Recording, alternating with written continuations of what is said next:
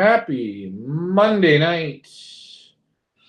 It is the Monday Night Family Show. I'm going to make sure that we are connected onto Facebook and YouTube. Michael Peebler is on. He makes it first on the Facebook. Now we'll wait for some people on the YouTube to tune in. Welcome, guys, to another Monday Night Family Show. Ricky, you're back with us again. Welcome back, Ricky. Welcome back. Welcome. Yeah, took me almost 3 weeks to get back, but I got back. A lot of hitchhiking. Oh, yeah. Met a lot of nice people on the way back. Yeah. It was good. Met a lot of good ones, I bet. Yes, yes. Reminder, guys, this show works best when you participate. That means questions, comments, anything pigeon related, pretty much, unless it's pizza. Let me know. Don't be shy. Good evening to, let's say hello to again. Tracy says hello. Mike Sheridan says hello. Mike Parrish, hey, how's it going? Sherry is with us. Hey, Sherry. Hello, Will and USA Lost. What's going on? All right. Another week of family shows. Eddie Ortiz is with us, is in the house. Double R's, yes. Ricky is with us tonight. Geez. Where do we want to start this evening, Ricky? Tonight's felt like a little bit of a... I don't know. You can start off if you want to talk about the one-off race here that we have going. And see what your thoughts are on it. I think they came pretty darn good tonight. Yeah. Pretty good. And they're only at 2.5 miles, which they look like they wanted to be racing pigeons tonight. A little better. Yeah. So they look like they're starting to get some confidence. A little bit. Yeah, and what? How many were late? Really, about 9. I think the clock right now is at 1:53. Again, it looks to be about 100 are focused. Then the next 50, there's about 25 or 30, a little bit behind that, and then, again, am I sold on them at this point? Not sold. No. And if you ask me, in my opinion, let's take them to 10 miles. I think we'll go from 150 down to 100. Maybe 120, maybe 118. Yeah, so they're. I'm not sold. They're not right. They got the one eye running one eye business. Still can't get rid of that. I mean, it's funny. I even see birds. They're out today for a bath, and you see the odd bird do this. Yeah. White wattle, looks good, but still, anytime you see a pigeon sort of doing this funny type of a head shake, they got a little bit of congestion, and I just can't pinpoint it on how to get rid of it. It's a funny one, it really is, and. If you got 20 birds of your own in your loft, and you may have a couple get it, they may kick it, but their eyes plug up pretty bad, and they're almost eyelids shut. Eddie Ortiz, we'll see if someone can post the training results. Maybe Mike Vandriak or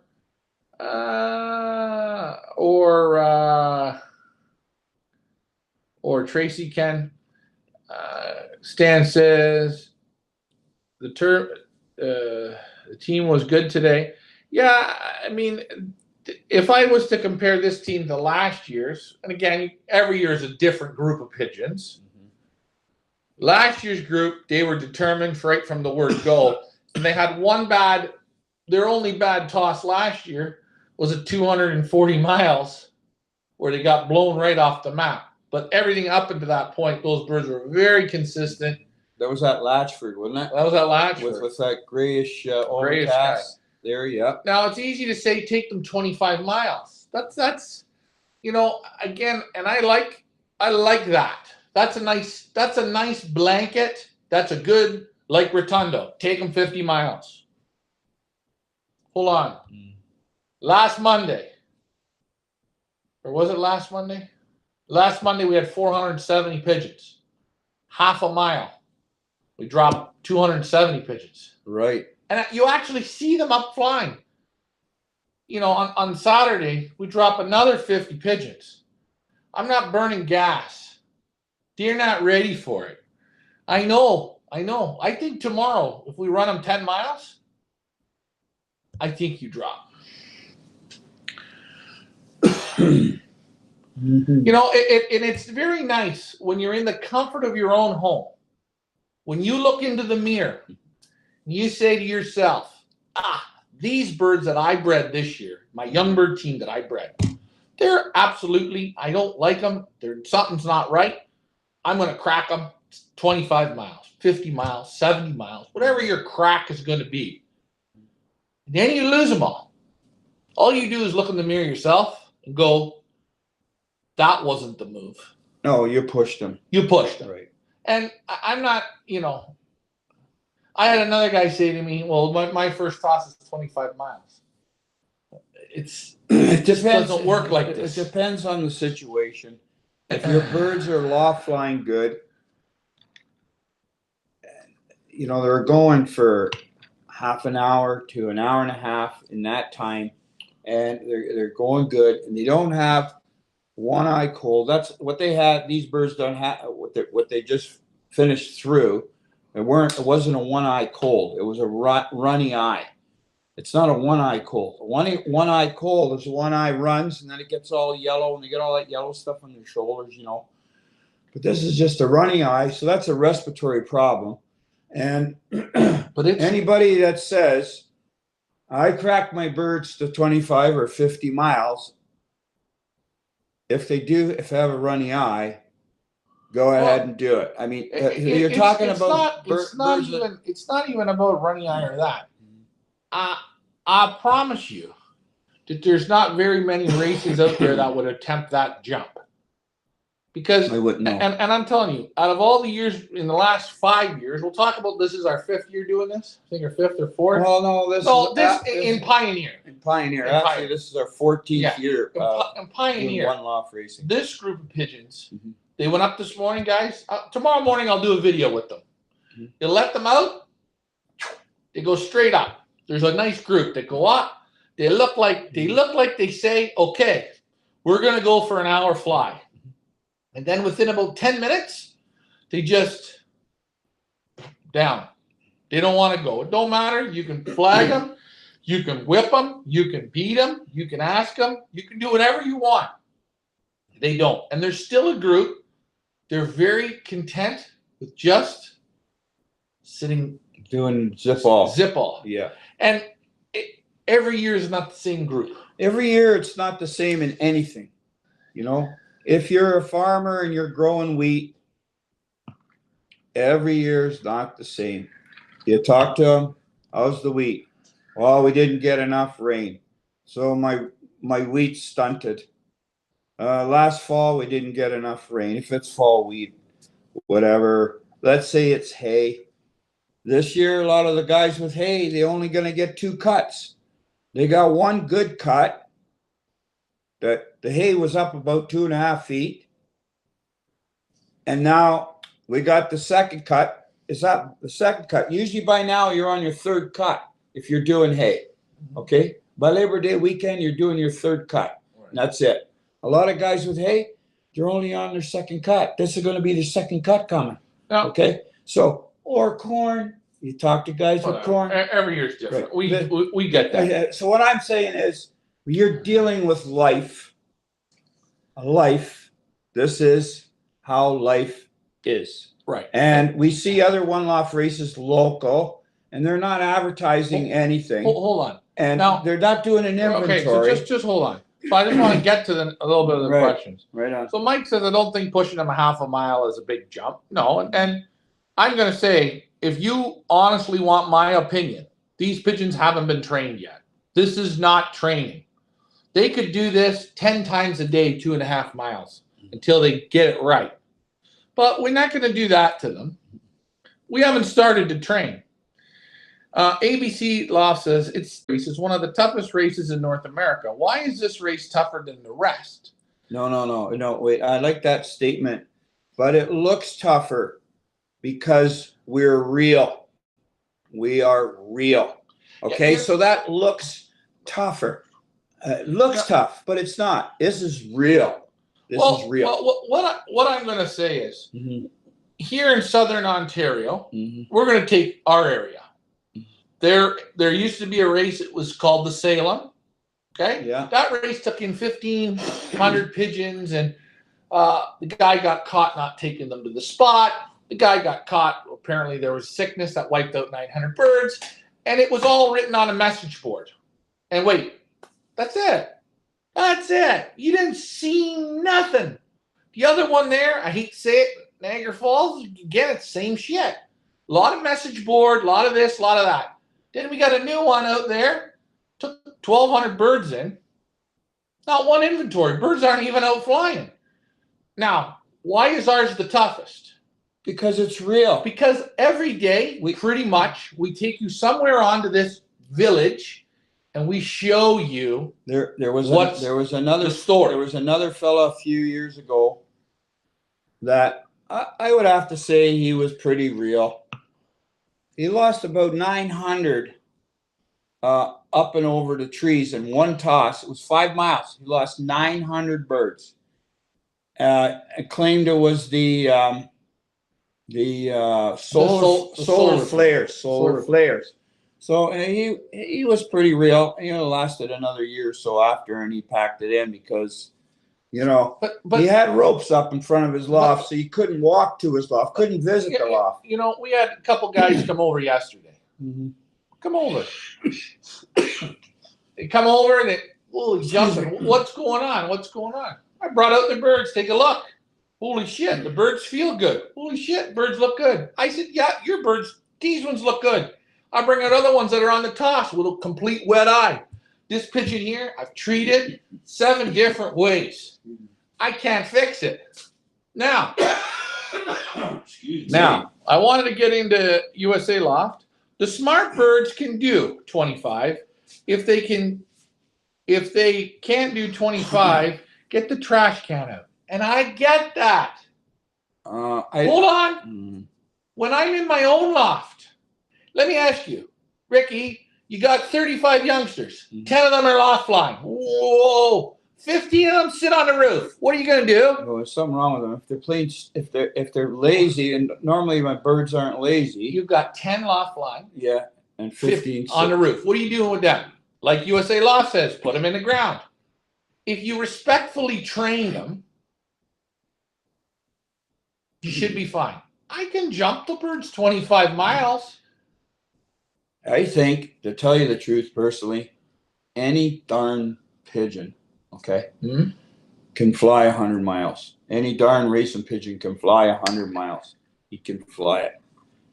And if he can't, okay, you get those odd dummies. Like we got one here that's coming. He comes every time the next day, that red. Every time the next day. And then I believe you really start to see how smart they are once they're on that wing about 2 to 2.5 hours. On the wing, I'm talking with a headwind. Well, that's when you really find out who wants to work. You don't know your pigeons until they're 2 hours on the wing, not 25-mile training, not 50-mile training. When you're at about 80 to 120 miles, and they're between an hour and 40 minutes and 2.5 hours.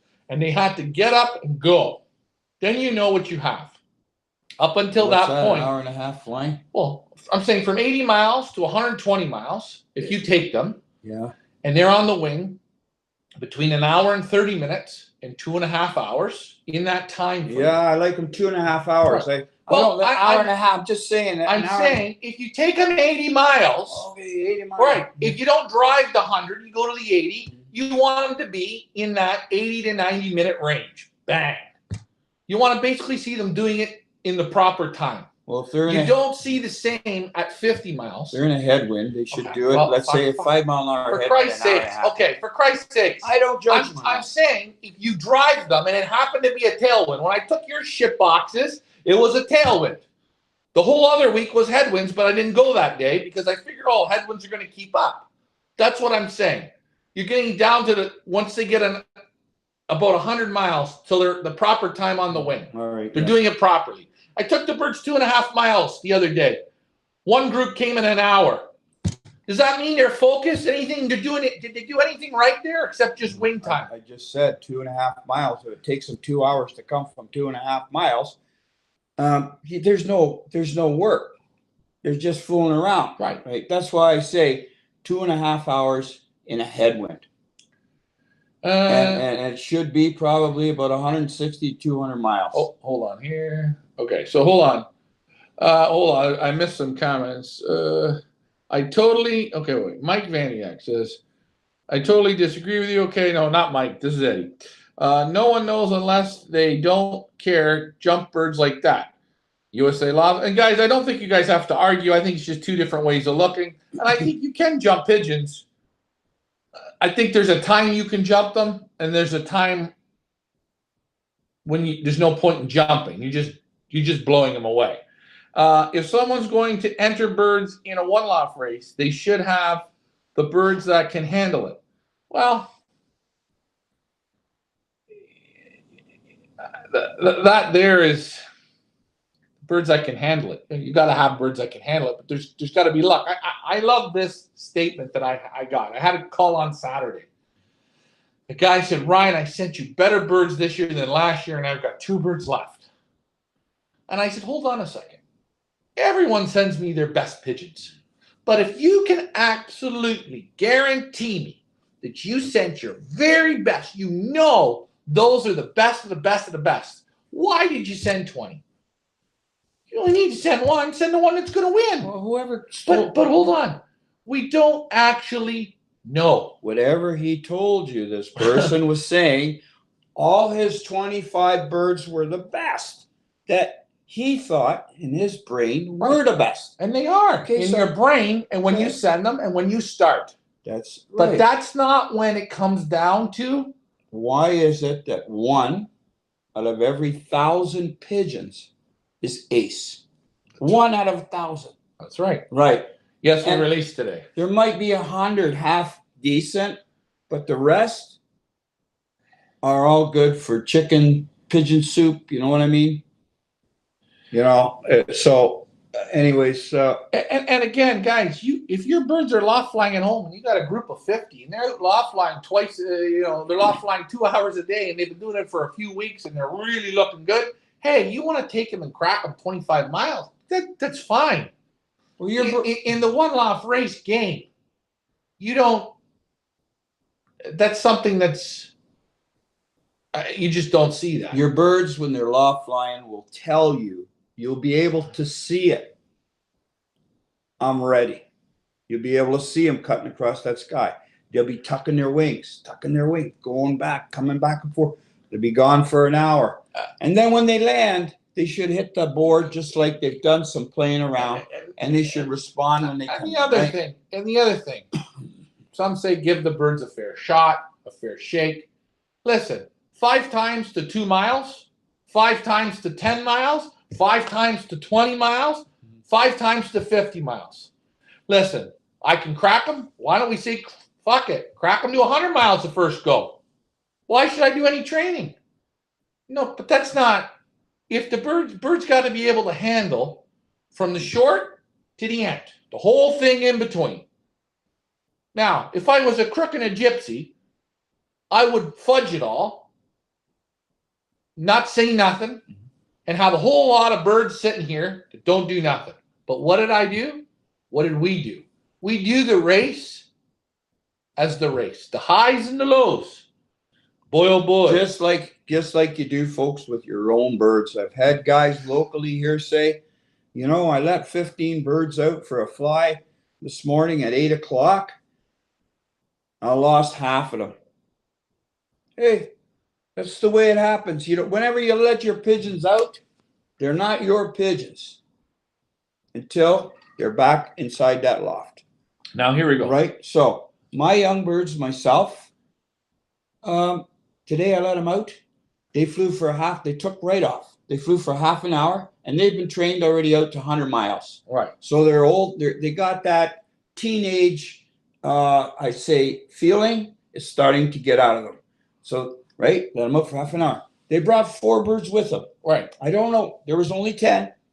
I don't know where they went. They were gone half an hour. Maybe they fly it over to the next town here, picked up some guy's birds, brought them back. My birds touched. The guy's birds just touched for a second and boom, took off. So, your birds tell you when they, I was gone away. Ryan let my birds out. He goes to me, I can't believe those damn things today. I let them out. They were gone for how long were they gone? 2.5 hours? Yeah. 2.5 hours. He says, they're gone for 2.5 hours. I said, 2.5 hours? That's amazing. I said, I can't believe it. I said, those damn things got to be sitting somewhere on a barn or sitting on a hydro wire or sitting somewhere in the golf course. Right. I said, I don't believe it. But when they came, he's seen it. They were poached. They landed. Their wings were open. They were stunned. They were done. A little bit stunned. They landed. They went right in just like bullets. Right. So that's telling you they were flying. We got some more comments. But if you jump, so USA Love says this. But if you jumping in with the big boys, they should have birds able to compete and keep up. If you just have barn pigeons, don't send them to OLRs.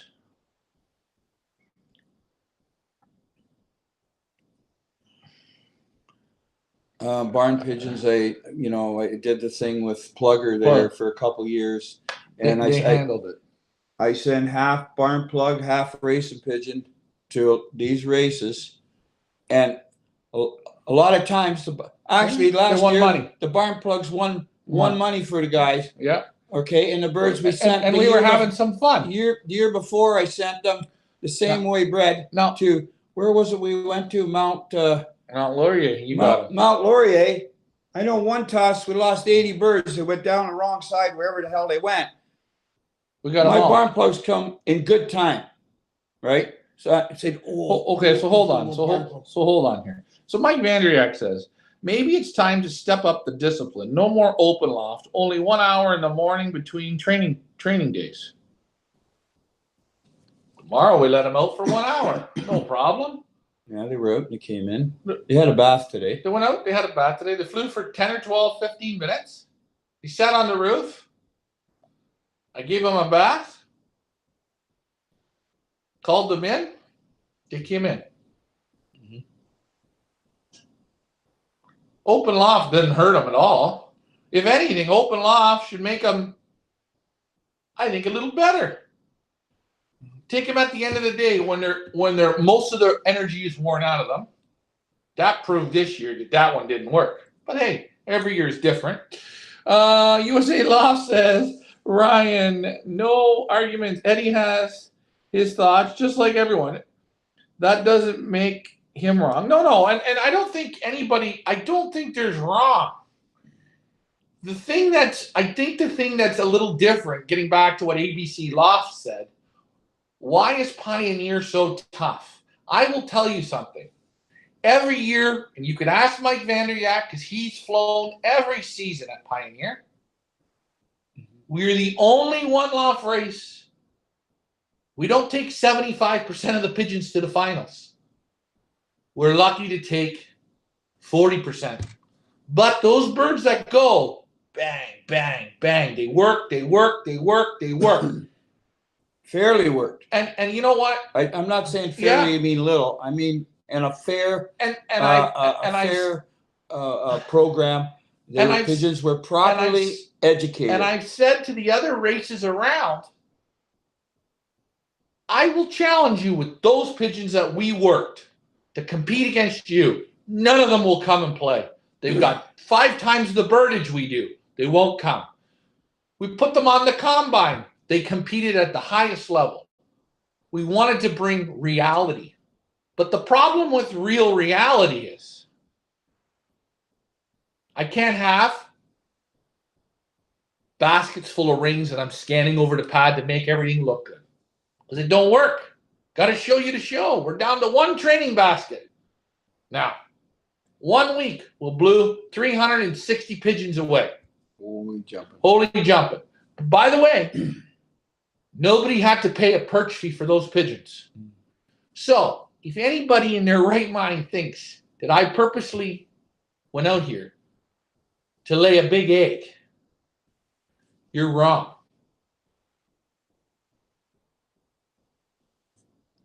But what are you going to do? I say with my own, Whew. I raise the young ones,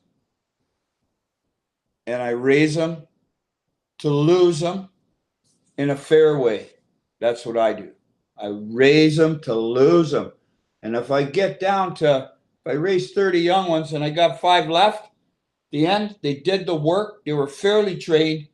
And I'm happy to have 5 left that I know that did the job. Got your USA losses. Ganis will send 150 birds to a race. Guys, next year, everybody call Mike. Everyone. Call Mike, buy 2 birds. Whatever he charges. Price don't matter. Buy 2 youngsters. Put them in this race.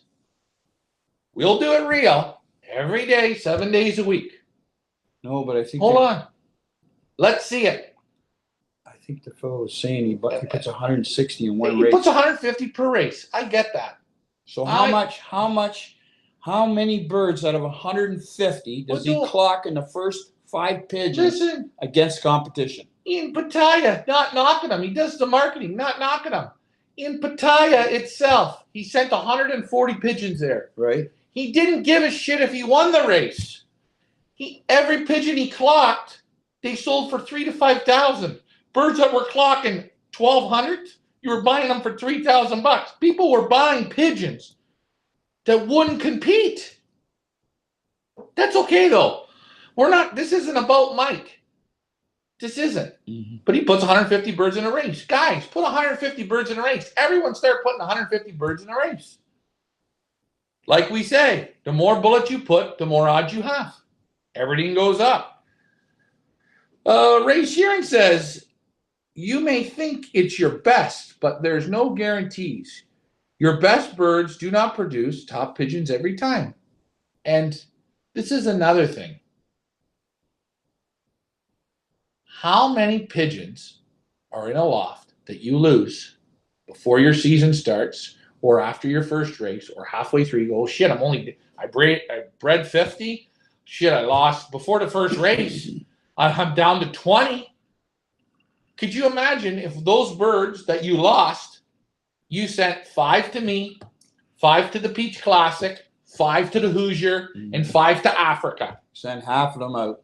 They're all gone because you picked, like Ray said, the wrong ones. Now, I'm not saying that people pick the wrong birds to send to me. You guys don't do that. No one tries to do that. But this year, it's a tougher season. It's a different group. It's a different sickness. It's different in every way. But that's not saying that the 153 we don't still have the very best ones. We're going to still have to wait to find that out. The same gentleman who called me said, Ryan, I think you should save face and cancel the race. No, but there's people that want to continue. No. A lot of people. Save face. Saving face is we are going to play these pigeons until the pigeons stop. They get to do the whole course until they stop. That's saving face. That's doing what you said you were going to do. Wow. And so he sent 25 and it's down to how many? He sent maybe 20 birds. He's down to 2 or 3. And I feel it.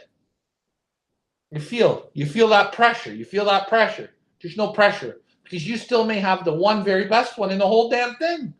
I started off with 34 youngsters of my own this year, and I got 10 left. And I'm telling you, I'm proud of those 10. They've been to 100 miles, and let's see what they're going to do. Let's just see how they're going to finish this off. You know what I mean? Let Mr. Basket do it for me. Eddie Ortiz says, Ganis sends birds hoping to score. It's all about the money. Yes, it's all about the money. I agree. It's all about the money. We're not getting on about Mike and how he does it. Everyone has the same opportunity to be him. Knock on the same doors he does. Shake hands with the owners of the races. You all have that opportunity. How many birds are in that race? I don't know. 6,000? 8,000, 10,000. Is there? Yeah. 10,000. All right. Quintero Loft, maybe the birds need more space, and that's why they flew away.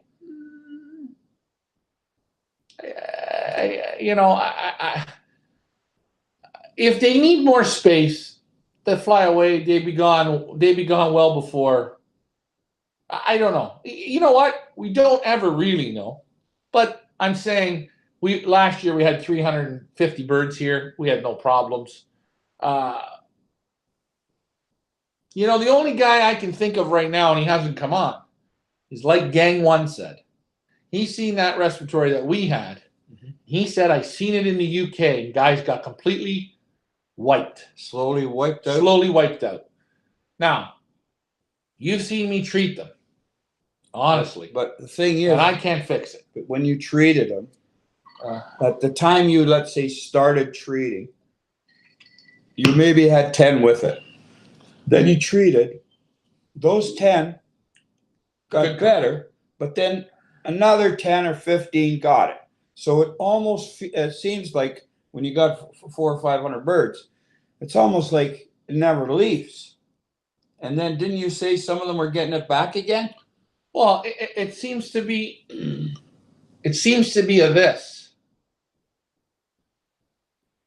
It just keeps you just about get rid of it, and then all of a sudden, boom, it gets hit. Now, John Willis says you probably have better birds if you eliminate next year the parents of the birds who won't return. I think a lot of breeding stock is not good, and I think I'm going to go with Emil Denny's here. I think there's not a lot of good breeding stock, yes, but I think there's a lot of people who don't test the pigeons and they get rid of good pigeons. They're not fair. They're not fair. Yeah. They're not fair. Emil Denny's, he said to me, most people will never give them a proper chance.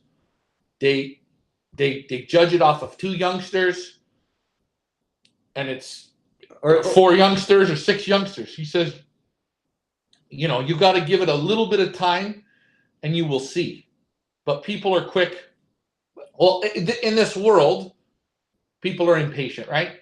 Mm-hmm. They want it now. Hey, look, you can buy pizza in 10 minutes, a whole pizza. Great. Isn't that great? Great. But the real pizza guy probably says, can't be a good pizza like my real pizza. Let's not get back into pizza. No. But I'm saying that was last what you were saying. I believe in what you say. You got to really test the birds. And some people, they say, I just flew 160 miles with my second or third race. That pigeon was in my loft, came twice. First in my loft, came twice. I'm stopping him. He's not going no more. I got another 5 races to go or 6. He's staying in there because he's out of my blue bar cockbird. You know that blue bar cockbird? Or you see guys. They start racing. They have the first race the second race out of 20 birds they send. They lose 5 and they go, I got to stop because I got to have birds for next year for old birds. You're not testing anything properly. Well, so anyways. Like I said, you should fly to pigeons 4 years before you start breeding out of it. Here we go. That's the best proof. ABC Law says, do some birds do better at different locations in the world? Different one-loft races. I don't know if I believe in that. I don't know. I look, what I really look at is, and I'll look at a lot of races, you will always notice on the encore race, most races in the U.S., I'm going to use the U.S. for an example, they're getting into this 500-mile or 400-mile encore race. They collect money one more time. That seems to me be the only race where I start to see pigeon racing. Everything before that is, guess what? Full, perfect. perfect. And if 1,600 meters, yeah, 1,800 meters. bullshit. The pigeons, any pigeons that do 300, 350 miles, and they're just cracking it off, you've had them with no problems. Then you crack them to 400 miles, 450 miles. It's the same tailwind day, and all of a sudden, the birds don't wobble; they completely crash. Yeah, because they can't keep the focus. That's what it is. It's the only time I start to see any racing. If they're young. But meanwhile, we've done it for 4 years. I see these son of a bitches wobbling at 20 miles. I see them wobble at 50 miles. I see them wobble at 200 miles. Somewhere along the line, they wobble and crash before the end. That's what I'm saying. Anyways, I feel Europe does not have humidity like we do. Is that why a lot of respiratory? I think this year with the water, and you've seen it, we should show them that on the trees. This is our first year ever on our maple leaves. We've got. I'll go get a leaf. Get a leaf there. It's mold on the leaf. Mold on the leaves. Now, last year, the year before, I'm just saying every year changes. We had the same maples with these bugs or whatever. Caterpillars. They ate all the leaves off the trees. I got that beautiful pine out front, 60 feet, 50 feet tall, whatever the heck it is. Ate all the pine needles off, killed the tree. That was 2 years ago, right? Yeah. So I'm saying life every year is different. Right. And you know what? So we can't say, I am so-and-so. Every year I raise perfect, whatever it is, rabbits, pigeons, garden, perfect. I do it perfect. That is bull. Okay. Okay. And if that same guy, guess what? You know what? His doo-doo doesn't smell at all either. You know what I'm saying? Van Zoren says, hello. My best dropper is a Bayernberg. Hey, that's good. I like open loft, but as the races approach, time to crack down. I'm not against cracking down, Mike. We're not training. We're at 2 miles. I'm trying to get these things to want to go and get up and let's go. Let them out for an hour tomorrow. I'll have the camera on. You see what you see. You try and give them a little bit more. And hey, when I call them in, Mike, you see, they're trapping real good. So you know. I totally what that person says. Yeah. I totally disagree. That's Mike. Well, I totally disagree. You can disagree. I don't think if they're open loft or not, it matters one little bit. But I'm going to show you. I'm going to show you this leaf. There you go. It's like a fungus on there. Yeah. It's from damp. It's had so much rain here this year. And we've never had this. We've never seen this before. This is an acid spot. Oh, yeah, look, you can see it's mold, eh? When you scratch the leaf. A little bit of mold. There you go. Every year's different. Yeah, I'm not worried about cracking the whip. No. My pigeons do what I want as youngsters. They get used to my system. It's like my dog. I let the dog out. He goes out. When it's time to come in, he comes in. He knows my system. Hold on. Now, Will says, hey, Ryan, have you ever seen this many losses like this before? We've seen a few. Hold on. In our race, yeah, we've seen losses. I've seen in other one-loft races. I'm going to use this. Solar flares. It was a bad day. I've seen shit. They're not coming good. We got a lot of people coming to the barbecue. Burn the loft down. I seen that from both ends. From both ends. I seen. Hey, we got some type of sickness. I'm going to write up some type of a report that says they all got this. And we're out. Seen a guy in Poland. Birds come like shit, burn it to the ground. I seen all that. But I never seen a guy play and lose and stand up and say, hey, we're playing the game. We are playing the game. We're not making an excuse. We're showing you in real time. And that's what makes what ABC says. Why is this race so tough? It's only tough because we show it to you. Let me say a couple words. I don't know. I don't know who it was that had the 25 birds in, and now he's down to 2 birds, and he says something about your face, do something, whatever it is. Hey, mister, if you're listening, there's some guys in here. I know of 2 right now, maybe 3. They put 5 birds in. They're still here.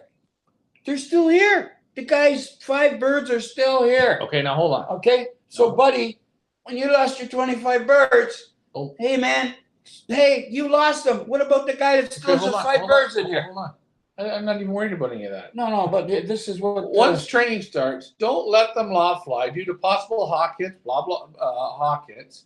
I train, they come in and they fly and they're done. Hey, we let them out in the morning. They come in, they do their thing, put them in the basket, give them a few hours in the basket, take them out. Take them to the next yard, let them out. Next day, we do the same thing. Take them to the next yard over. Toss number 4, a quarter of a mile. A 4-year-old could walk it straight. Let them out. Sayonara, nice to know you. That's it. That's it. I don't have an answer. It wasn't too close. It wasn't too far. What was it? Does anyone know? And by the way, my young birds were out for the loft fly this morning. Right. They landed. I had the chute open. I seen them land. I never called them in. I just left them. Okay. Oh, Richie, you're stupid. Now, wait a minute. I looked out about 10 minutes later. They're all inside. Okay. They had a drink of water. I knew they were going to go on the toss this afternoon. And I put them up with the group, right? Right. The first birds came. Within a second, my 10, Right. they were in. Okay. Like bullets. But I'm just saying, because they know. I don't give a they're shit about open loft. I don't care either. I don't care. If that's the excuse we're going to make, then guess what? We should stop racing pigeons because that's one fucking poor excuse. We haven't gone in. Hold on. Hey, Ryan, We're not even we training haven't got into clouds and stuff yet. No. We haven't pushed them What about with dark skies. We haven't pushed them like we like to push. Where's the towel? Hold on. We got to get that next. Hold on. ABC Law says, and this is a great question because he's new. How do other races manage to have that many birds at the final race?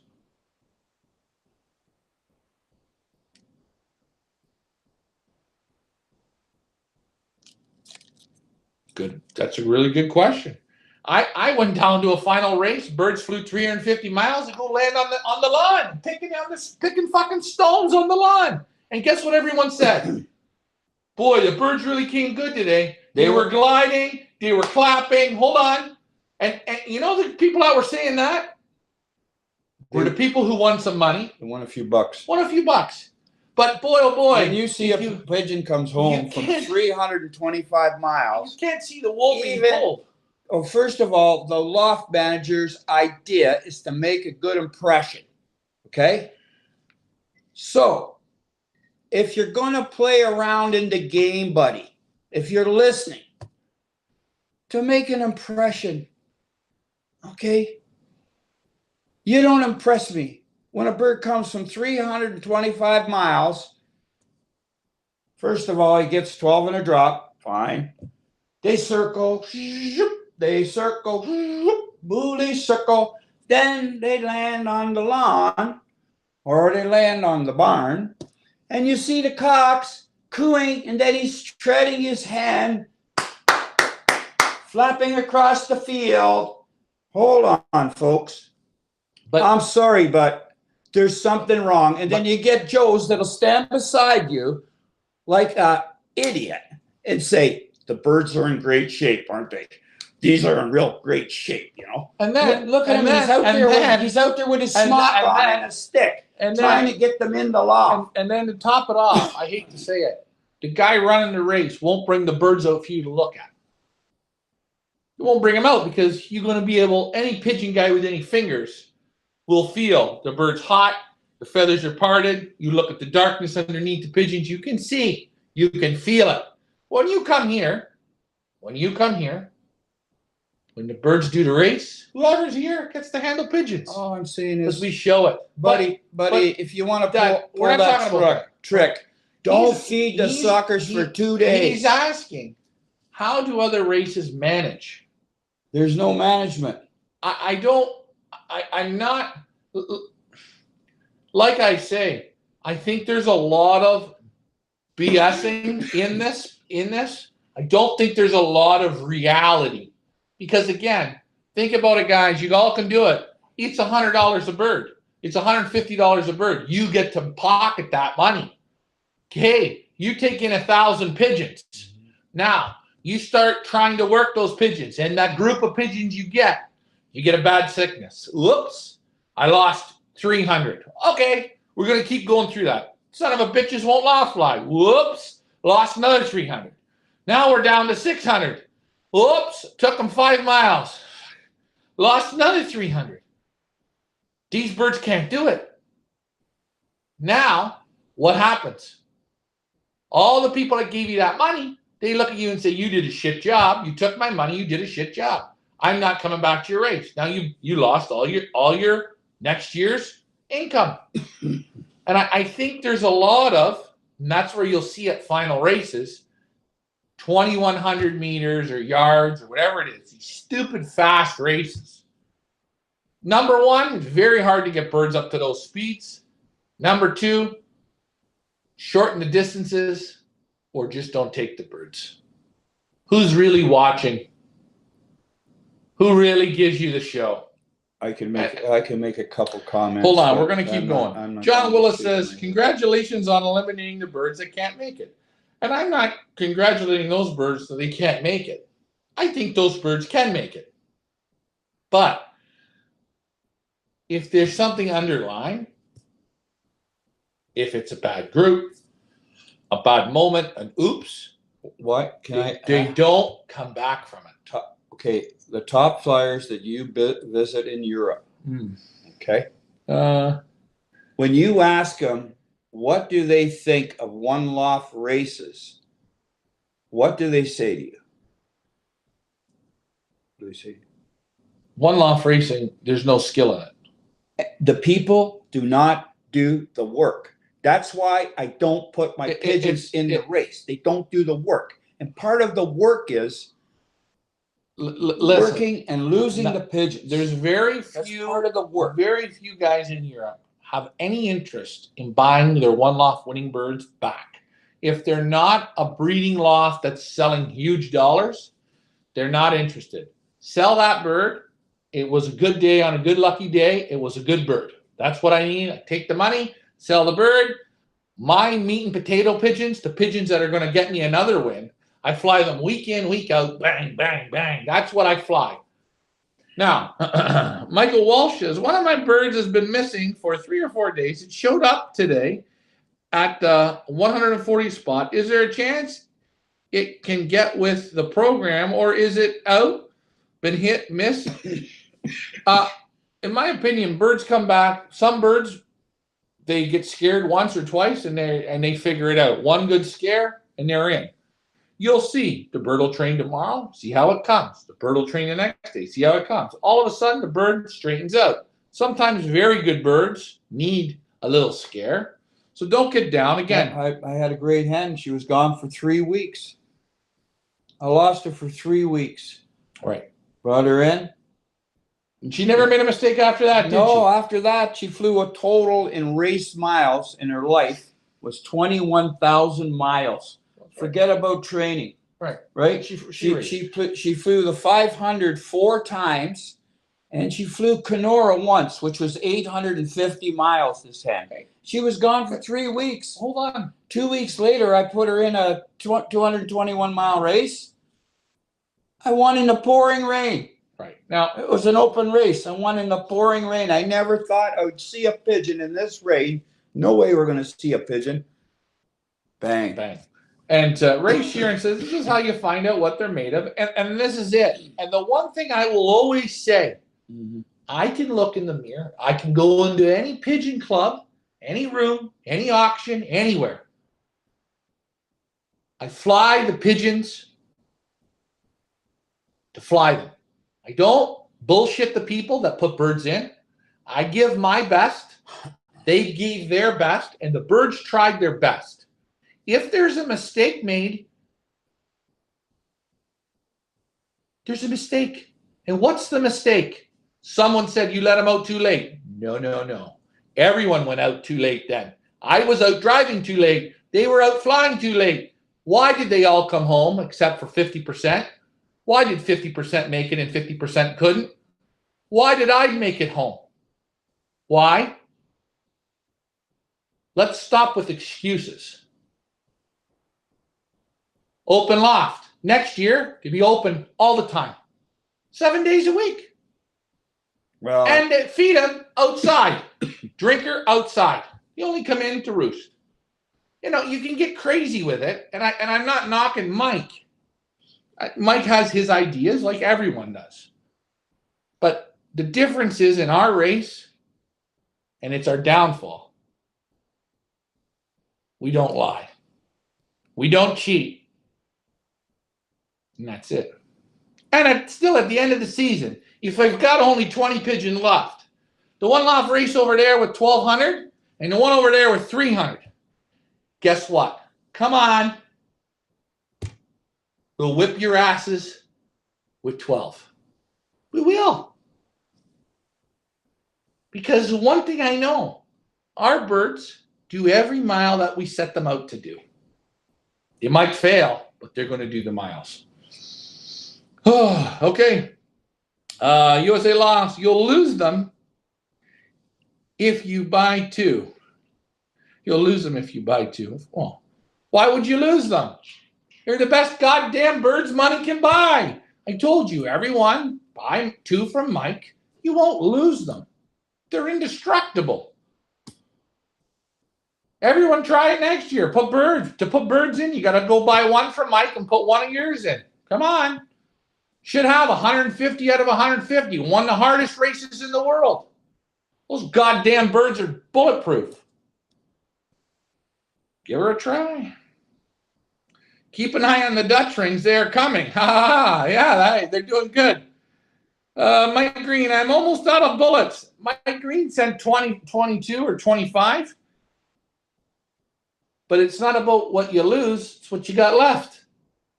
So don't worry, Mike. Hell no, never stop the race. And we don't want to stop the race. That's not my plan. And someone called me to tell me to stop it to save face. That means I'm a coward and I quit. how many racehorses make it to the Triple Crown? There's a lot of shit. You know what it is. It's an impossible How number. many race dogs make it? You go buy van loads of them after the races. Can you Okay. imagine? How many hockey players start playing when they're 2 years old and make it to the NHL? How many make it? You know the stats on that? 100%. How many soccer players make it to be a Ronaldo? Hey, How many again, make it? in 1972, Mhm. that Secretariat, he set 3 track records, world records, Right, at 3 different tracks. right. They've never been broke yet. Okay. Why? Since 72. Since 74, whatever. Let's say 48 years. 48 years. 49 years. Yeah. Whatever. Let's say 50 Yeah, years. 50 years. You know how many horses Have run. have run? But that horse on those 3 tracks Was the only one. does set records that still can't be beat. Now, there's better trainers, better products, better evolution. Everything's better, right? But the old horse from 74 or whatever it is, 72, Secretariat, they didn't beat his records. So that's what the odds are, folks. No, we don't have hunters shooting birds down. That's not. We're not in hunting season. Look at Brian Mansker says he's got 6 out of 7 this year. Now you can ask Brian. This is a good question. Brian, how many birds did you put in our race last year? And how many birds did you have finish? Every year's different, guys. Let's see what Brian's answer is going to be. OLRs get respiratory because they bring birds from all different backyard lofts. Backyard lofts get respiratory because poor ventilation. Now, I like Mike's thought here, and it's true. It's 100% true. This same building we've used, and we've never had one time this type of a respiratory. I have a loft 4 miles away, where I've got 50 of youngsters that I bred, certain way bred.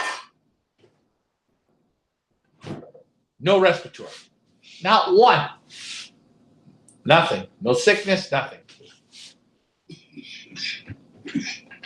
When you bring birds into a one loft race, you bringing in, our loft here has 95 lofts. You're bringing in 95 little different problems. Some birds have no problems. Some birds have underlying problems. Some birds are jam-packed with problems. And when she all amalgamates, all of a sudden you get what we call hell. And I got a feeling that's sort of what we have this year. And that's okay. It happens. Next year, nothing might happen. Richie Wood says, I like the transparency. Thank you. And I love the way you show everything. Hey, by the way, guys, I tried something today. Our Pioneer Facebook page. I love YouTube. I want you guys to continue to participate on YouTube. But for all the remaining training tosses, I'm going to do them all on Facebook on the Pioneer page. We tried it today. There was zero buffering. Zero buffering. Zero buffering. So, Will, please make sure and guys, if you are on Facebook, go to our YouTube channel, Feathers Elite Pigeon Auctions, and hit subscribe. Our training from now on will be on Facebook, the Pioneer page. There was no buffering. It's way more fun. I can't post the comments, but I can read the comments. Reminder, I'm going to be reading and driving at the same time. So be patient. Brian, I put 7 and I have still 6 in the game. So Brian said that already, right? Ryan, I've got 2 birds in your race. What would it take to take my 2 birds out 100 miles without any more training? Oh, he wants to lose them right at 100 miles. Yeah, you know what? Let's be unfair to them. Let's not reinvent the wheel. You know what? You want to do that? $500 a bird. There you go. You go out every day for a loft fly, 100 miles. The next toss, $500 a bird. I mean, I don't want to do it, and I'm not going to do it. And I'm just saying, what is it going to take? We're not going to do it. But, like, come on, guys. Why would you do it? Why would I? I wouldn't. You know what? You know, someone was saying that respiratory birds coming from all around into a one loft, and that's how you get, yes, and I believe that's right. I believe it. And for proof, we had 2 fellows over here on Sunday. They've been flying young birds on their combine truck, and this happens to a lot of people. They put the birds on the truck. They take their healthy youngsters because they've been basically in their little shelter of their loft, just, you know, oh, look, a little family, you know what I mean? And then they put them on the combine truck. There's 1,200 birds or 1,500 birds. And you'll see a good amount of the guys, they're into the 3rd week of the racing, and you talk to them, and those 2 guys who were here on the weekend, how are your birds flying this? I got young bird sickness. And this is what happens. The birds start throwing up. They go off their feed. They get feverish, and they sit there, and they just shrivel. 99% of them, they're garbage. After that, garbage. It takes you 3 weeks to get it back. Because you're taking, in that combine trailer there, I think there's 100 lofts in it. 100 lofts. Everybody's allowed 20 birds per. If you buy a few teams, you can put up to 80 birds in, and some guys do. So you get this whole mob in this can, and they're all drinking out of the same trough, and they get young bird sickness, and this is it. And here's the thing. So this person's right. I'll be honest. We've flown for a whack of years. We have gotten almost every year we flew young birds when we flew on a combine. Every year we got young bird sickness. It was normally right at the beginning of our year, weaning the youngsters off, 3 weeks into weaning, 5 weeks in, 10 weeks in, you get it. But we have never, in our years of racing, had young bird sickness throughout the season. Now, I don't know if it's the way we train them, we pound them. No, but like you said, we never had it. Young bird sickness before we always had it before. I like to see young bird sickness come early, and that's it. Get it over with. That's it. You know, John says, I think John makes a good point. Some birds are inbred and lose the homing instincts. I think people do this inbreeding thing because they hear other people doing it and they don't know what they're looking for, or they're overdoing it. I think that's one thing. But I think a lot of the problems are people don't fly their birds near enough to even get a real like. Hey, listen, you can buy expensive pigeons, but you got to test them and see which ones work, what pairs work. Because again, yes, you can buy this pigeon for $2,000. It don't breed you nothing. But I think what this fellow's saying, let's say you breed brother and sister together, right, and then breed brother and sister together. Then you breed it back to the grandfather, father, whatever, and do brother and sister. Those youngsters usually don't fly worth a hoot, okay? But if you take that inbred and outcross it to another inbred line, that usually works. But if you keep inbreeding, you're going to lose. Now, I have out of 10 young ones, you lose 9. They say when you inbreed, you're looking for the duck not the duck. I'm saying for that, yeah. And if the father and the mother are specimens in your hand, you paired them up, and you breed 4 babies out of them. Are those brother and sister or whatever? Brother and sister, or mother and daughter, whatever, or mother, son, whatever. Let's say brother and sister. Right. They're both super hen, super cock. They're put together. Perfect. Rock. You paired them up, and out of the 4 youngsters, 3 of them feel like shit. Yeah, they usually they're don't deep. do it Eyes are flat. Everything. You get one that's a cracker, looking like a cracker. That's the one I would take. And I think people just inbreed and whatever. Anyways, that's for another show. Many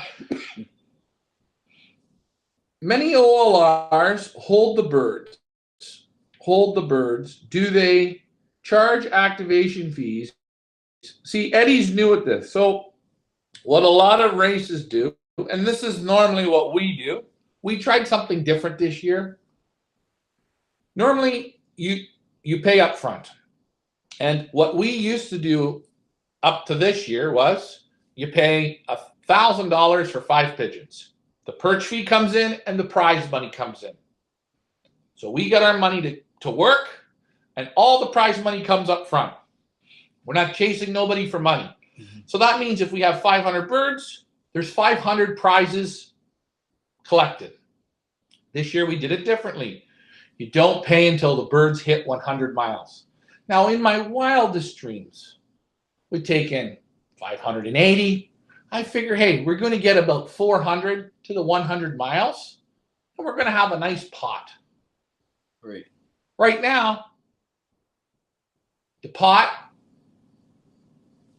is not going to be very good, but it is what it is. What about some of the other races? They get what do they get? $300 up front, and then you activate for what, $400 or $500 when you hit. Right. When you hit 100 miles. All these different races have different activations and all that. We tried a little differently this year. Would I like to do this again? I don't think anyone should work for free. I don't know if I'm going to do it this way again. It's kind of it's shit. But hey, you know what's the shit part? There are birds here that deserve good prize money, and they're not going to get that either. So that's the shitty part. So they can charge you. Oh yeah, they can charge you whatever they want. Each race has different rules. The good ones will be there at the end. They don't care what the name is. I like the transparency and the truth. Thank you, Richie Woods. Those other races are commercial. They never give their all. Except, and guys, let's ask Alfred. Now, Alfred and his father, they're diehard pigeon men. They love to race their pigeons. Alfred, if there is no more pigeon racing, they take it away, and you can only fly one loft racing, would you do it, or would you be out of pigeons? He says, bullshit races. Sir, for respiratory, what should we use? There's lots of products. I don't know if you're in the States. You go look at Seagulls, go look at Jeds. They got the Peak the Weird stuff. They got lots of different respiratory products that you can use. And there's some good ones. Richie Wood says, not a downfall. Truth always wins. And I agree. And Gang One's here back, and I said earlier, Gang One was the only guy that said when he seen our respiratory, he's seen it in the UK, and the birds couldn't get it right. We have treated these birds. I can't treat them with anything else. I mean, I had a few guys who'll put this in the water, put that in the water, and like I said, if you ask everyone in a drinker, you'd have all powder. There'd be no water. There'd be no water. You got to treat in a certain way.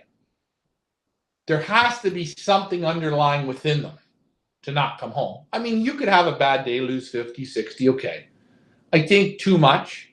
But in the same token, those same birds, 400 or 500, let them out, put the bath out. How quick were they today to hit the bath? They're quick every day. Bang. They're looking good. They're eating good. Look at the droppings in the trailer. Perfect.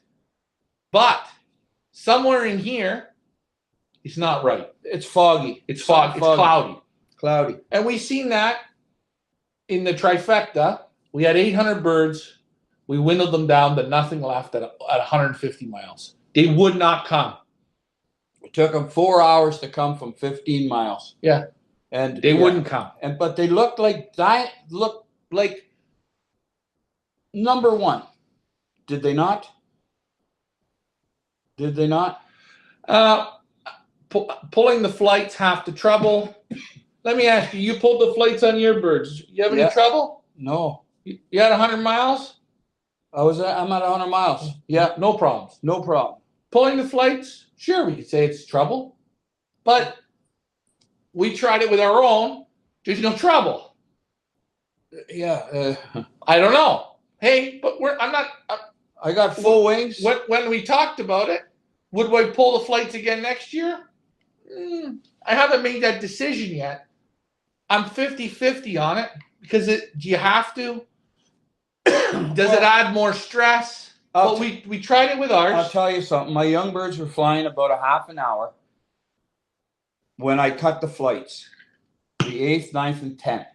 Mm-hmm. After I cut the flights, I was letting them out before I cut the flights. They just go shoot out like little rockets, just going across that sky like rocket ships. I cut the flights. They didn't want to fly anymore. They were lazy. Yeah. Lazy. They didn't fly for probably 2 months.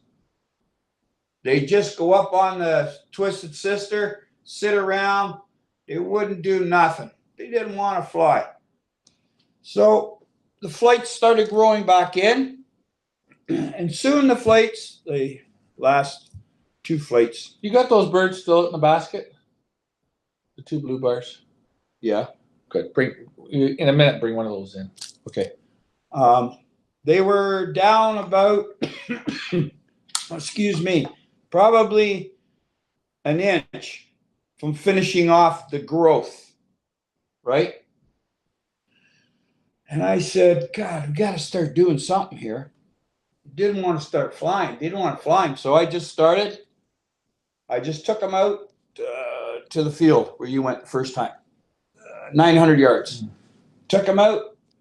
And when they went out, they were like this. All over the sky. They were like, oh, wow. They were not organized at all in the, right?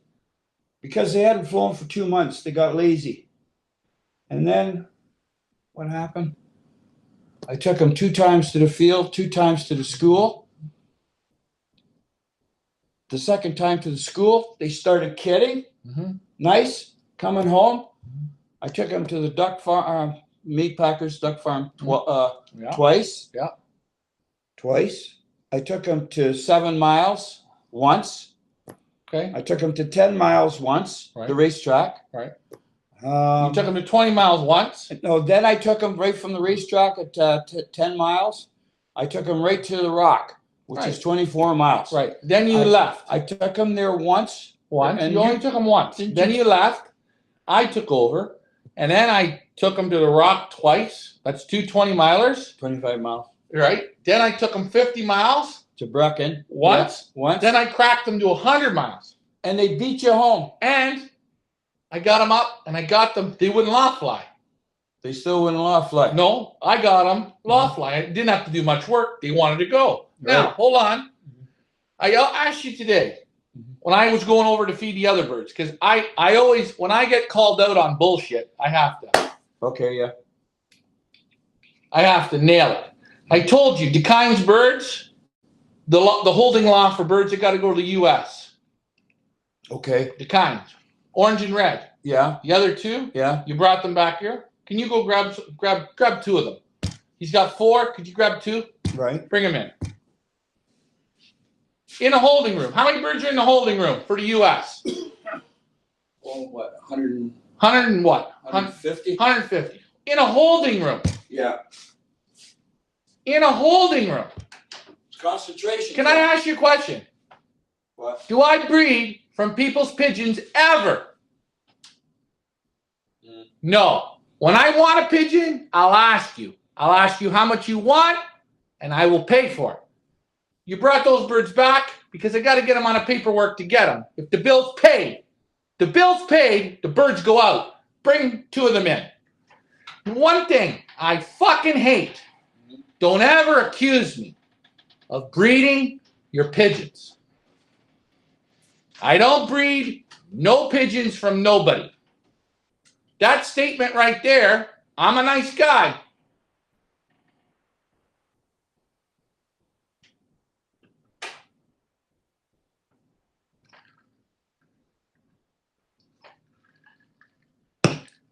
Hold birds. Be a nice guy. I'm the bank. No, I'm not the bank, but I'm a nice guy. But I do not breed people's pigeons. How many times have I had people in Europe offer me free pigeons? Ryan, here's a gift. Take it home. No, sir. Put it in the auction. I want super pigeons for the auction. I do not take. I do not steal. And I look very, that makes me disgusted.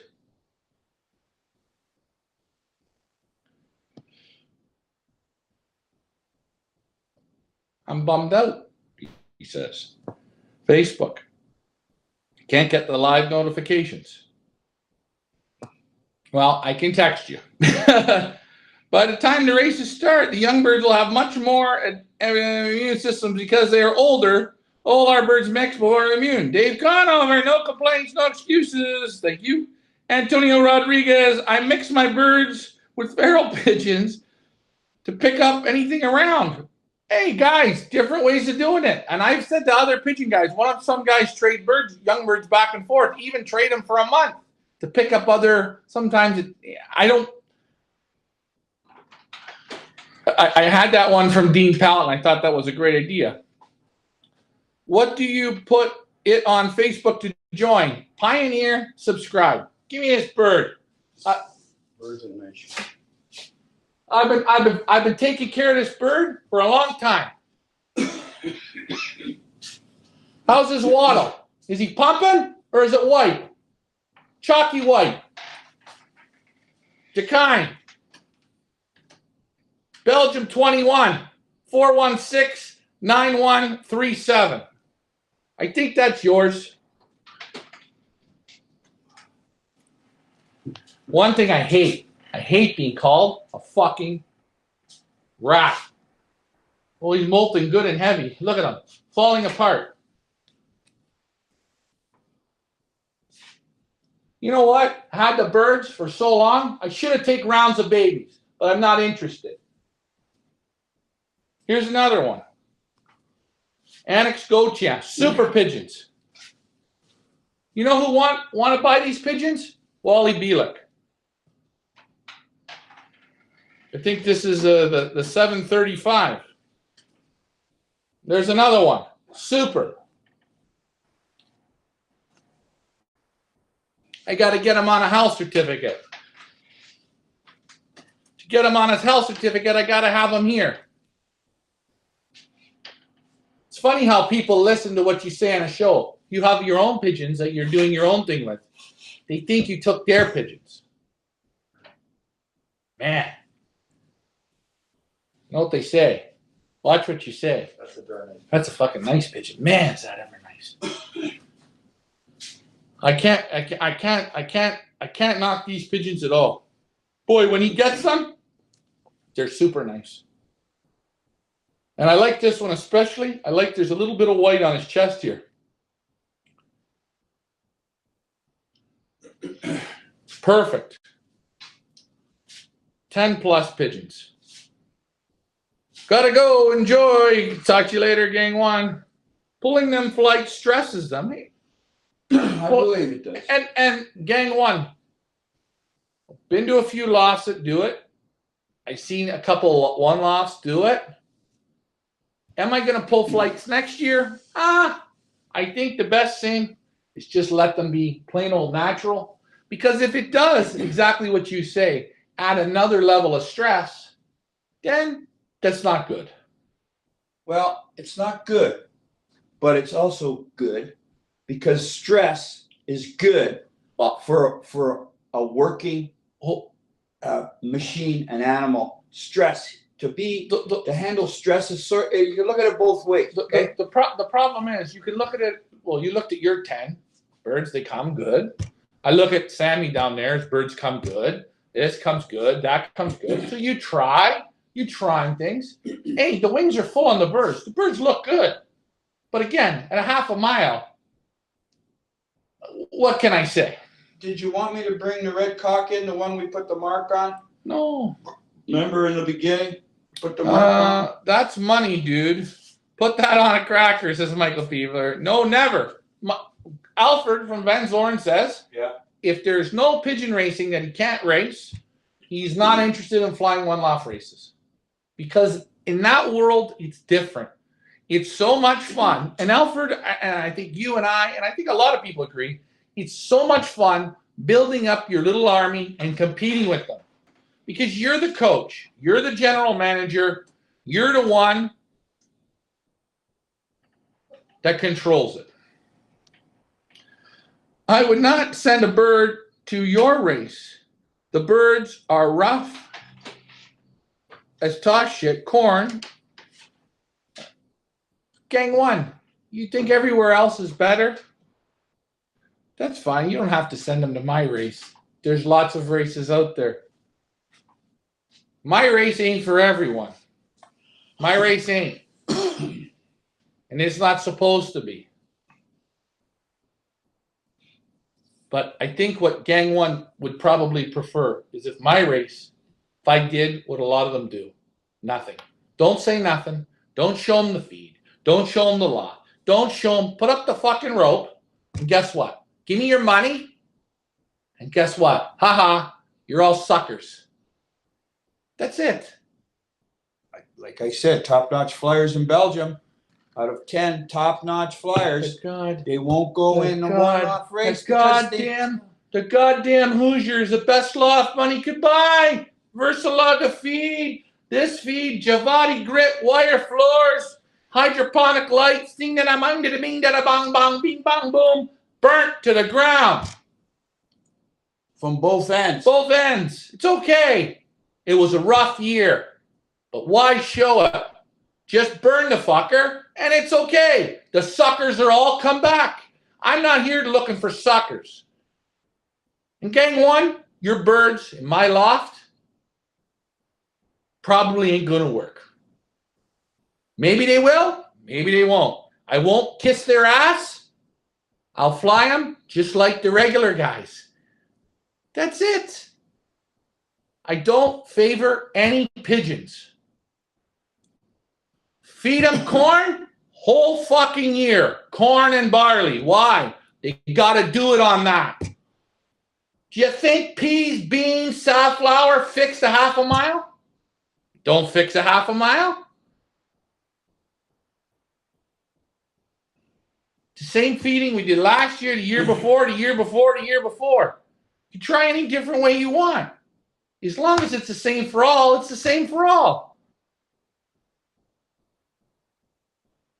But hey, I guess when you show it, you open yourself up for the pros to climb on and do what they do. And I like that. I'm fine with that. But I won't be pushed. I don't give a shit.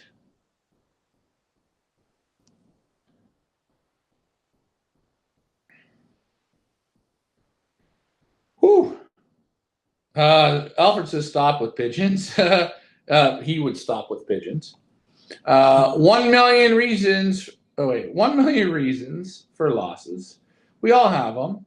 Breeding hawks, blah, blah, blah, blah, blah. Pulling them from areas, okay, whatever, yeah. I want to feel the tension, and and this is what Alfred says. He likes to have the race. He likes to fly the race.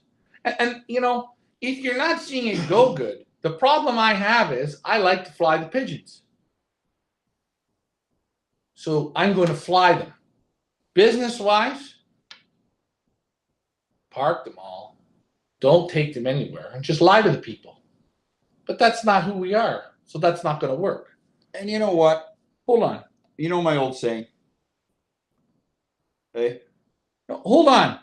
Why pull the flights? Because we want the birds to have, so people don't complain, there's a hole in the wing, there's a hole in the wing, there's a hole in the wing. My bird's got a hole in the wing. My bird can't do your race because now there's holes in the wing. Everybody gets pulled. We all get pulled together. I've seen other people pull. They have some success. This year I didn't have success. Is it from the pulling of the flights? Is it a bad group of birds? Is it a bad year? Is it my year to be the, what do you call it? The bad guy? Maybe it is.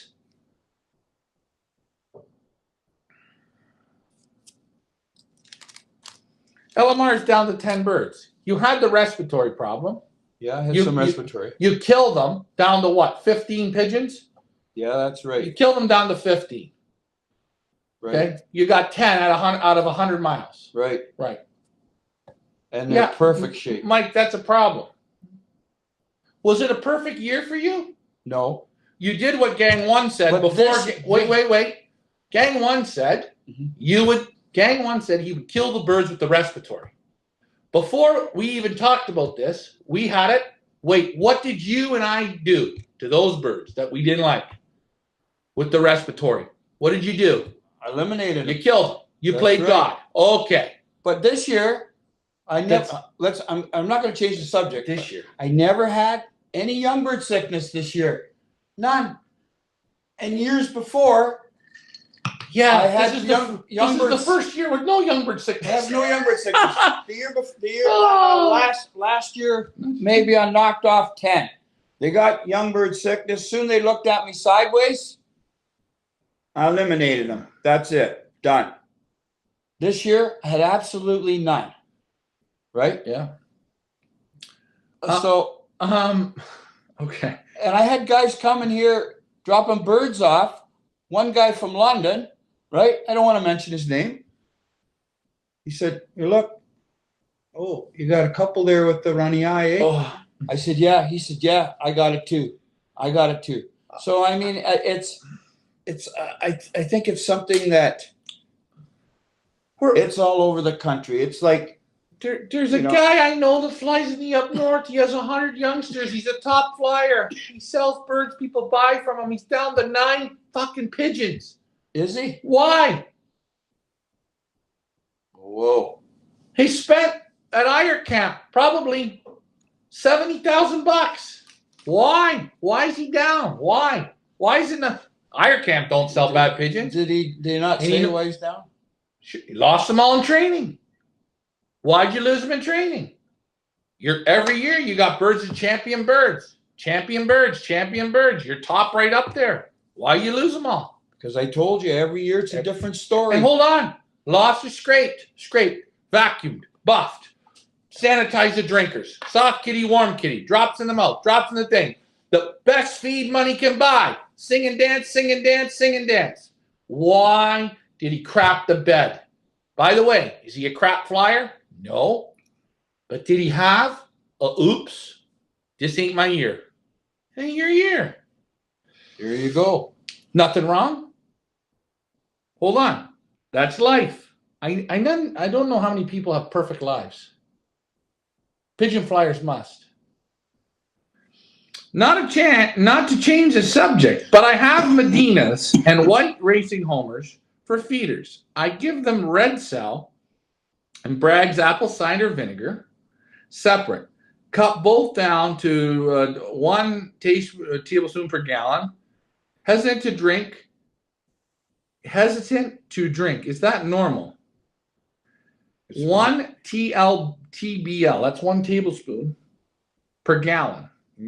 Of what? Apple cider vinegar? Yeah. So he's not doing the over on the apple cider. Sometimes if you overdo the apple cider, they won't drink it. Hesitant to drink. No, sometimes if the apple cider is a bit too strong, they won't like it. Yeah, but in a gallon of water, 1.5 teaspoons. That's no 1 tablespoon. Tablespoon. I don't think that's too much. You know what? When I put it in, if I can slightly smell it in there, it's okay. Yeah, Eddie Ortiz says. If you overdo says, it, the birds shake their head. They don't want to drink it. Eddie Ortiz says if they're thirsty, he'll drink it. Ryan, I put salt I put standard salt in a big spoon for 5 days after every training session. Cooking salt. Okay, good. You're purging them out. Salt in the water, gang 1. Okay. Salt in the water. We had a fella some years ago. It wasn't Epsom salts. I know in the UK you guys use a lot of Epsom salts in the water. I've seen it. Ronville Yates says, yes, that's what happened, Eddie. Yeah, he waited till he drink it. Don't let people stress you. No, I don't get stressed out. What I do is I'm giving you real. I'm not going to agree with Will or Rondo or Brian or Gang 1. I might not agree on everything. Listen to this one. But yeah. I have to be who I am. We had a fella years ago. I don't know how many years ago it was. Could it be 30 years ago? No, not yet. He says, I give my birds, I can't remember what it was, once a week or every 2 days. I put, what was it? Brake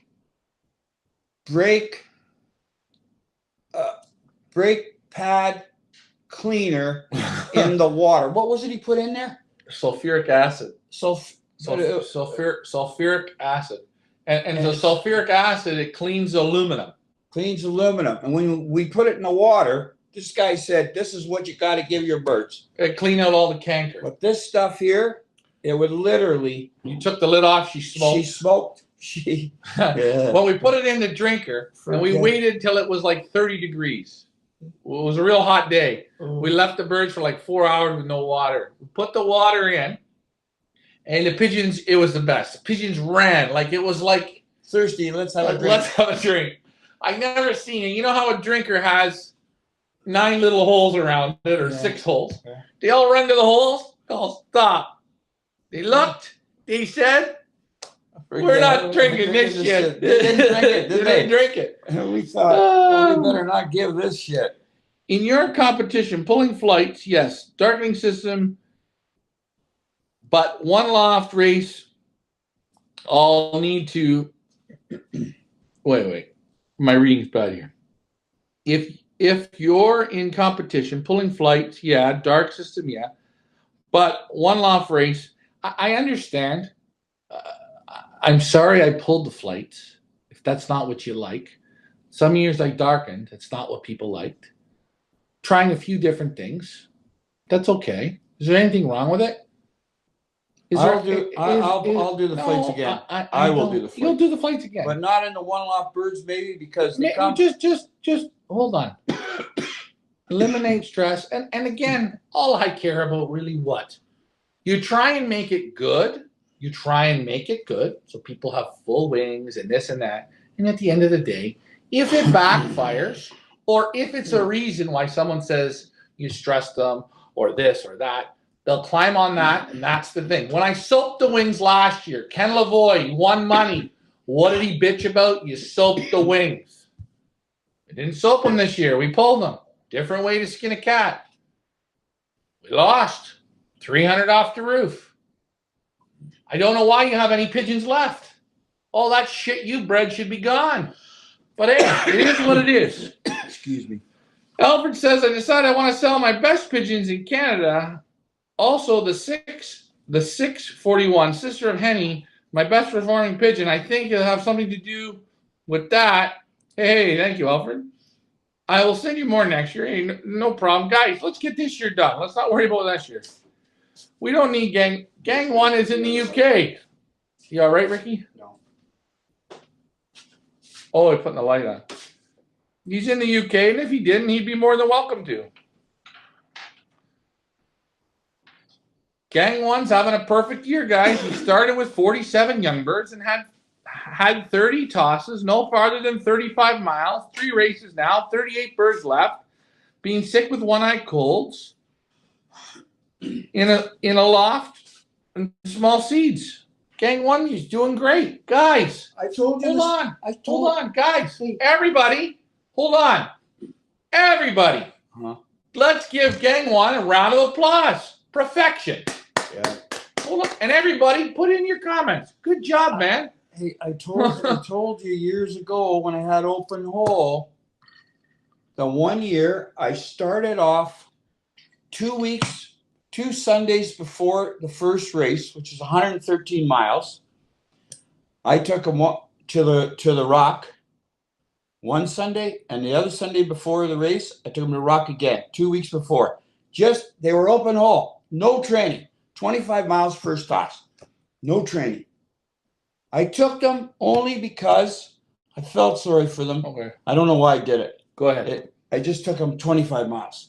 So the first race, how many did you lose? All of them? No, the first race was 113 miles. I didn't lose one. The second race was 160 miles. No, you did 213s back to back. Okay, yeah, and then 160. Yeah, so you did 213s, 260s. That's 4. Your first 4 races, how many did you lose? 9. On the fifth race was 221 miles. Yeah. I lost 1 pigeon.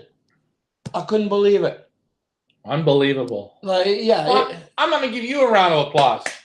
Thank you. Holy Christ. It's so long ago, I forget. I don't understand. And that year, we won 3 club races. We had about 15 guys in the club. Whoopie-doo.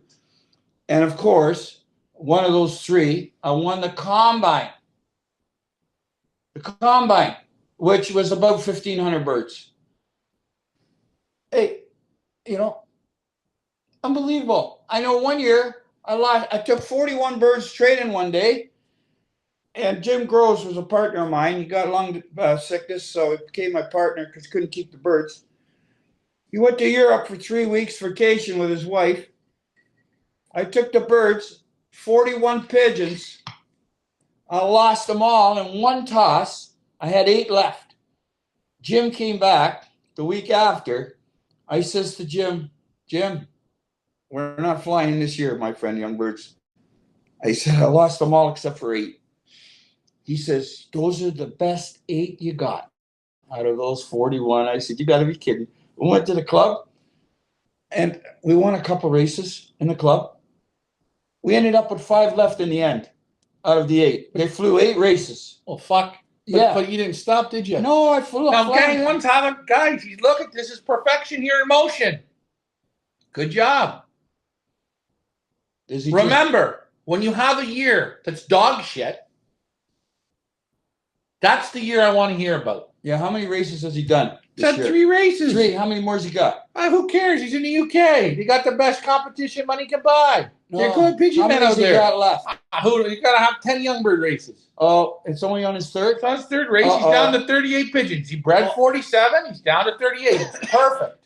He's doing good. He's doing good. But he's not finished yet. Hold on.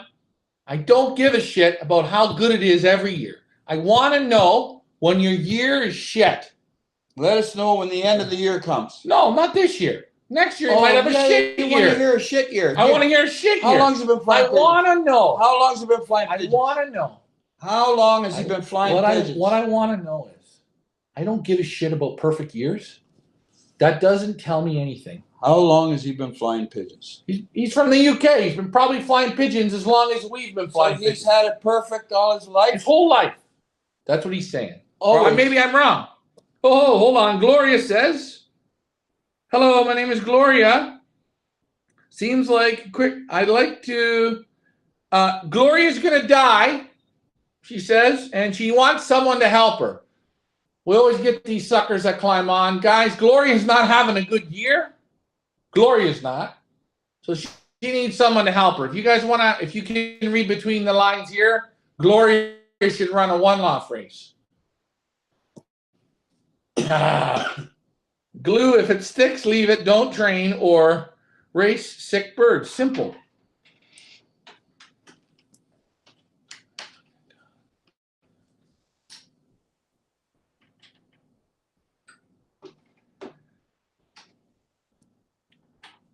Park them all. Park them all. When they ask, why aren't you flying them? They're still sick. They're sick. They're sick. Everything's sick. The whole world's sick. You're sick. Sick. I don't. How am I supposed to figure out? They look good. Their droppings look good. The odd one now has a wet eye. Fixed it. Comes back. Fixed it. It comes back. They all look good. They don't like to fly too much, this group. It's a little different group. A little bit lazier. Cockbirds, treading hens, acting great. Look good in the loft. Hungry for feed. Good appetites. Nice round bodies. Why did we ever take them anywhere? Should have just left them in the loft and bullshit. It's okay. Please play for Gloria, guys. How does he fly? Gang one's a good flyer. I can tell he's a good flyer. It's not about race records, guys. It's about flying week in and week out and keep flying. Hey, I know an excellent flyer. Excellent flyer right now. This young guy's a real good flyer. Last weekend's race, he put 25 in the race. He only got 2 back. Gleb's from Kitchener. Hi, Glebe. How's it going? I topped the Fed twice.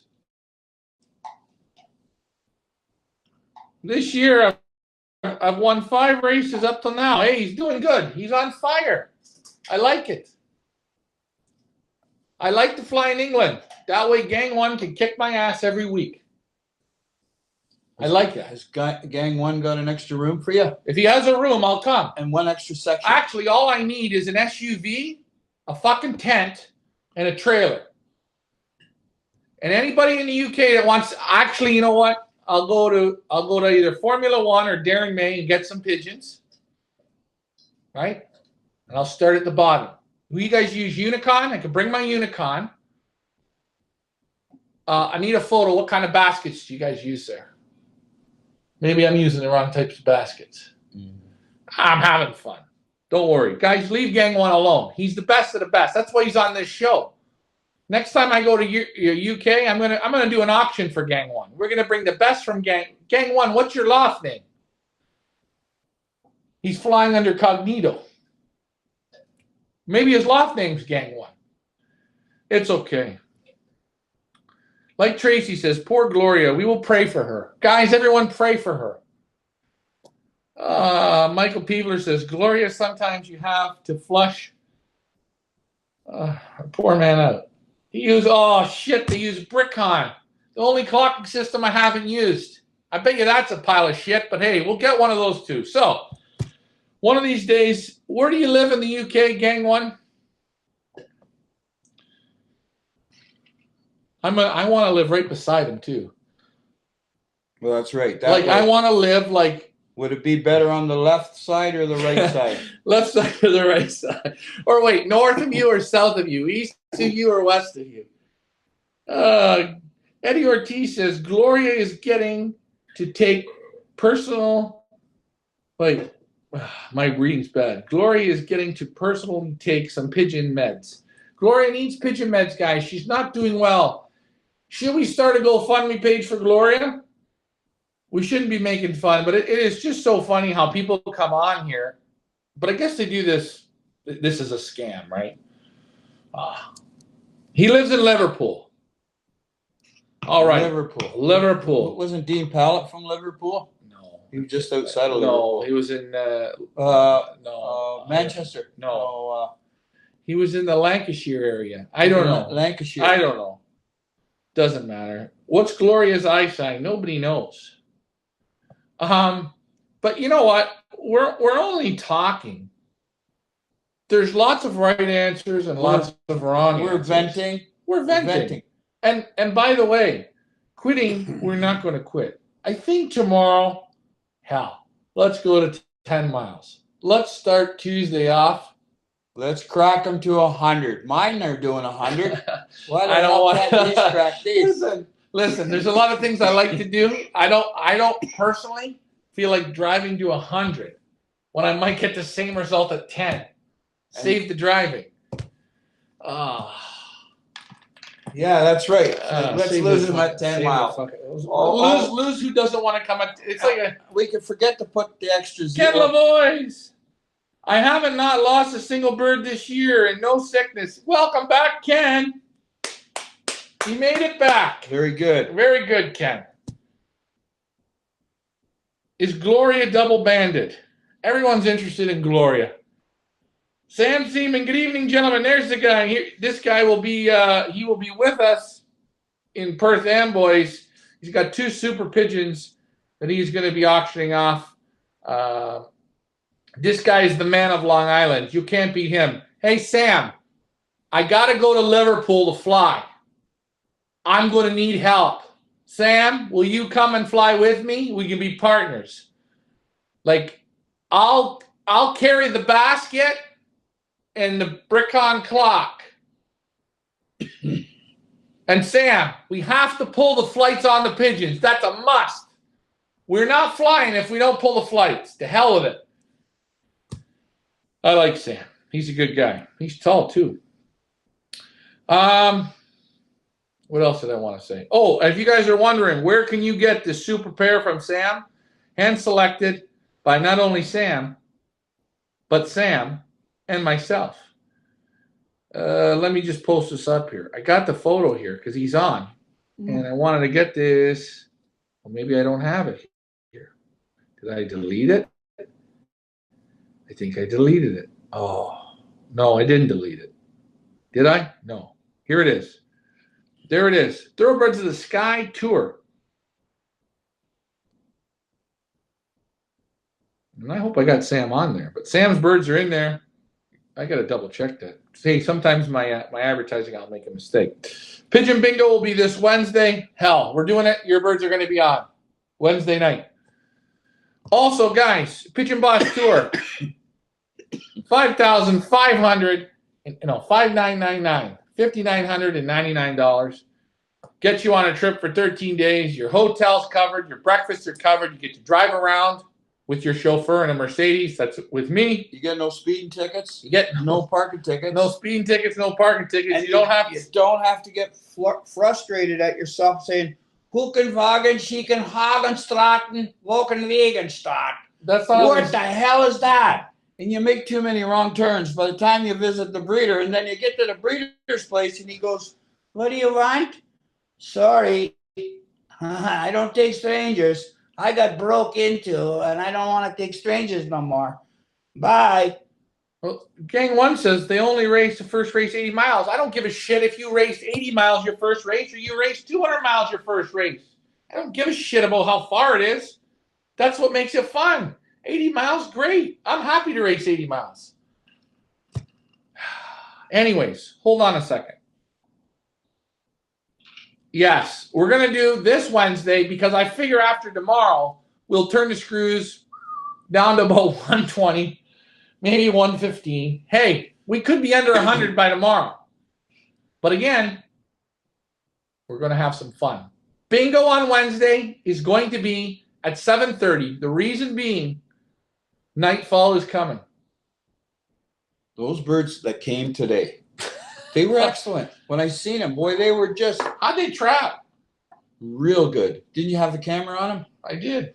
Yeah, they were really, they were right on. The ones that were coming, they were right on. So They did a lot better than Saturday.